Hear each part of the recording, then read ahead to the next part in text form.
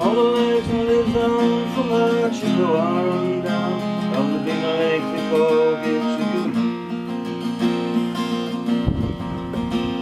The lake, it is said, never gives up again when the skies of November turn blue. With a load of iron, or 26,000 tons more than the Edmund Fitzgerald weighed in. Good ship and true was the boat to be true when this gale of November came early. Oh, the ship was the pride of the American side, coming back from some mill in Wisconsin. As the big freighters go, she was bigger than most, with a crew and good captain well seasoned, including some terms with a couple of steel friends when they left fully loaded for Cleveland. And later that night when the ship's bell rang, could it be the north wind they'd been feeling? Could be a nor'wester. What's new?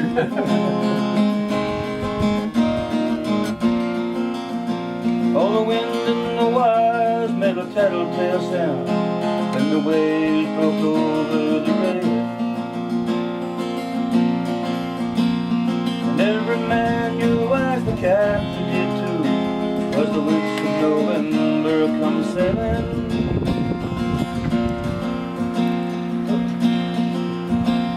The dawn came late and the breakfast went away when the gales of November came slashing.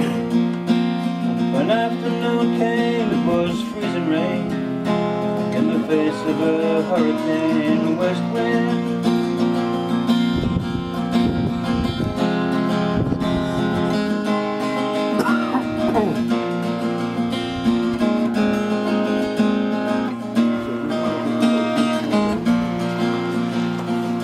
Yeah. When supper time came, the old cook came on deck, saying, "Fellas, it's too rough to see." At 7 p.m. the main hatchway came in.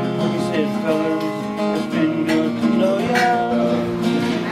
Captain wire in the air, water coming in, and the good ship and crew was in peril.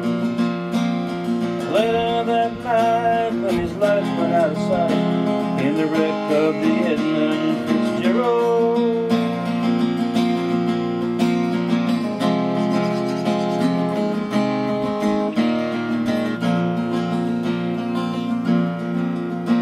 Now does anyone know where the lovers now go when the waves turn the minutes to hours?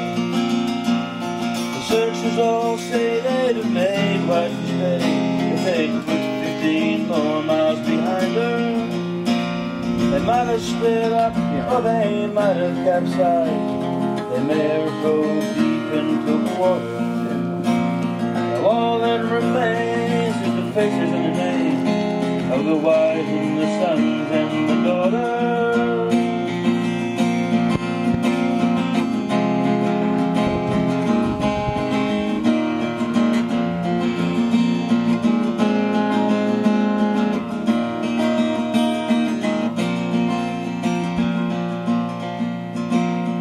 Lake Huron rolls superior scenes in the rooms of her ice-water mansion.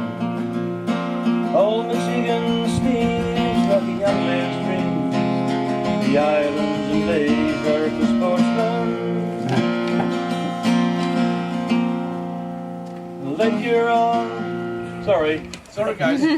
Lake Huron, farther below Lake Ontario, takes in what Lake Erie can send her. The iron boats go, as the mariners all know, with the gales of November, remember.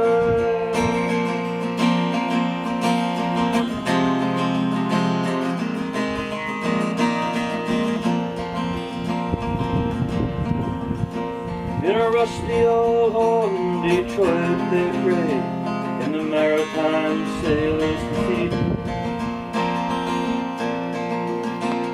The church bell chimes till it rang 29 times. rich man on the Edmund Fitzgerald.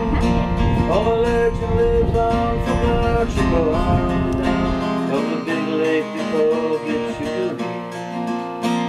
Superior, they say, never gives up her dead when the gales of November clean her.